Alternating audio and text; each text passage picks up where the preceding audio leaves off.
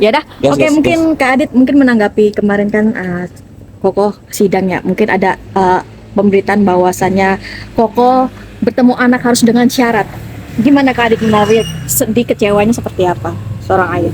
Ya, yang ini aman ya audio nih. Aman. Aman.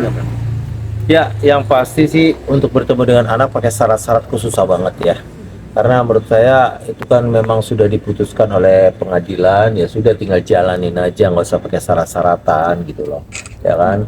Itu kan haknya Ruben untuk ketemu, dan juga pastinya anak-anaknya juga harusnya sih masih memiliki keinginan bertemu dengan ayahnya. Kenapa dikasih syarat-syarat gitu loh? Ya.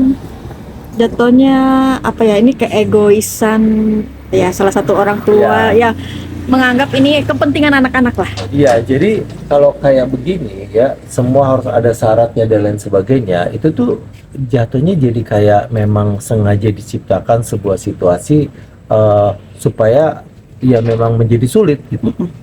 Ini yang sebenarnya harusnya juga disadari, kondisi ini tuh tidak boleh terjadi semua orang. Coba dibalik deh. Kalau misalnya Sarwenda yang dikasih syarat oleh Ruben untuk ketemu sama anak-anaknya, itu rasanya gimana Mas Sarwenda? Ya kan? Udah putusan pengadilan, ya udahlah, terima aja dan jalanin aja gitu.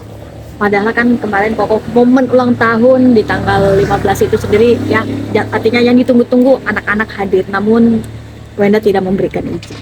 Ya, jadi itu tadi pasti sangat mengecewakan ya. Itu adalah momen dimana Ruben ingin berkumpul dengan anak-anaknya, ya sayangnya hanya Onyo yang datang, dan pastinya dengan teman-temannya Ruben relasinya semua pasti akan berbeda kalau Taliatannya juga hadir. Itu akan jadi momen yang luar biasa.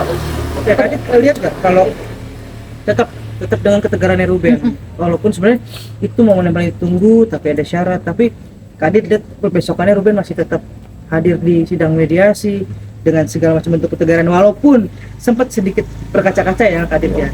Ya, Ruben itu sebenarnya sudah sampai pada titik pasrah. Dia udah merasa kayak ya sudahlah. Kalau memang Allah mengizinkan dia bertemu dengan anak-anaknya, para saudara berjuang.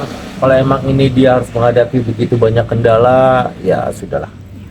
Ruben sudah sampai titik sangat tenang dan ya bahkan sampai titik capek ya.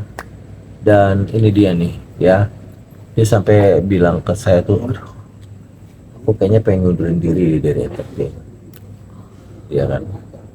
Dia pengen tinggal entah di Madinah atau di mana, ya mungkin dia tetap jualan secara online karena itu cukup untuk dia ya, hasil dari jualan online itu. Dan dia kayaknya dengan segala macam sorotan terhadap dirinya gitu kan, terus yang dia inginkan hanya bertemu anak tapi melebar kemana-mana gitu, itu bikin dia capek. Oke, Kadit, meninggalkan dunia entertain yang sudah membesarkan nama Ruben, pasti kan butuh pertimbangan yang panjang sekali, berat banget gitu. Ya, Apa ini udah di titik terendahnya Ruben? ya Ruben tuh udah sampai titik yang sangat lelah dengan berbagai macam sorotan media, lelah dengan berbagai macam drama yang terjadi ya. Jadi dia merasa kayak dia tuh harusnya mungkin pensiun lebih cepat ya.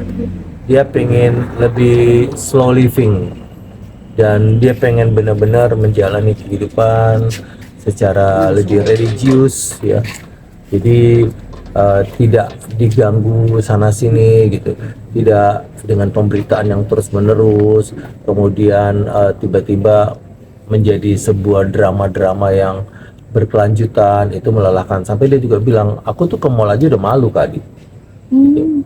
Ya kenapa? Aku merasa semua orang tuh kayak udah tahu apa ya, kayak ditelanjangin gitu ya, dengan segala macam rumor-rumor lah tentang seolah Ruben sakit ini dan lain sebagainya. Jadi tuh mentalnya Ruben tuh udah ngedrop banget.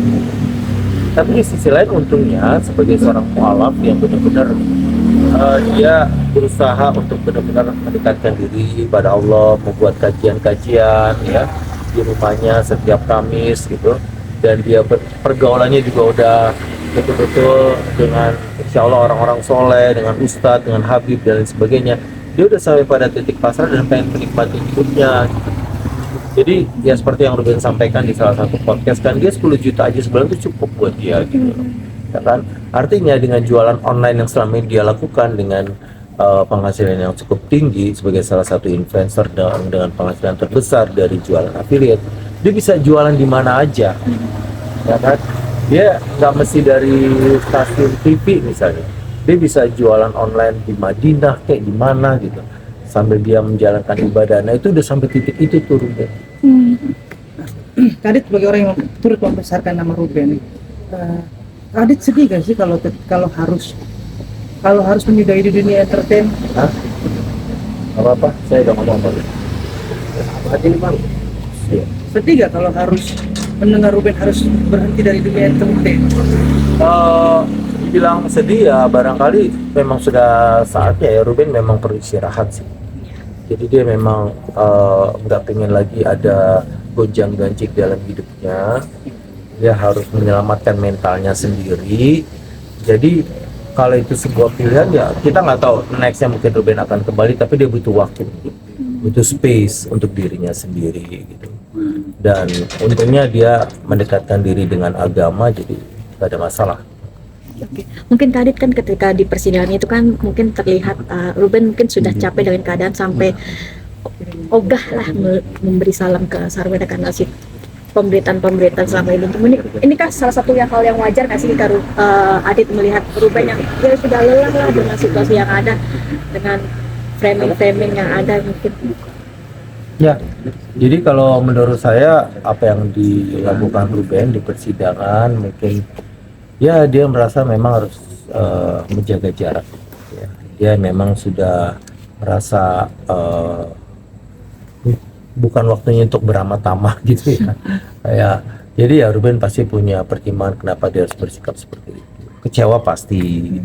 Kenapa sih harus ada syarat-syarat untuk bertemu dengan anak? Ya wajar sih, semua orang juga akan merasa seperti itu ya. Ketika ingin menemukan anak yang sudah diputuskan oleh pengadilan untuk berbagi hari tapi dikasih syarat juga, ya kata beres-beres ini urusannya. Oke, dengan pertambahan usianya Ruben Onsu ini Kadit melihatnya seperti apa sih tanggal 15 kemarin mungkin? Apa yang berubah? Apa yang Ruben lebih bijak pas, lebih bijaksana pas, lebih dewasa, lebih tenang, dan dia sudah sampai pada titik pasrah. Jadi ya menurut saya udah cukup pilihan sikap yang tepat. sih kata tepat? Iya. Tanpa perlu beramah-tamah. Iya. Kadit, nih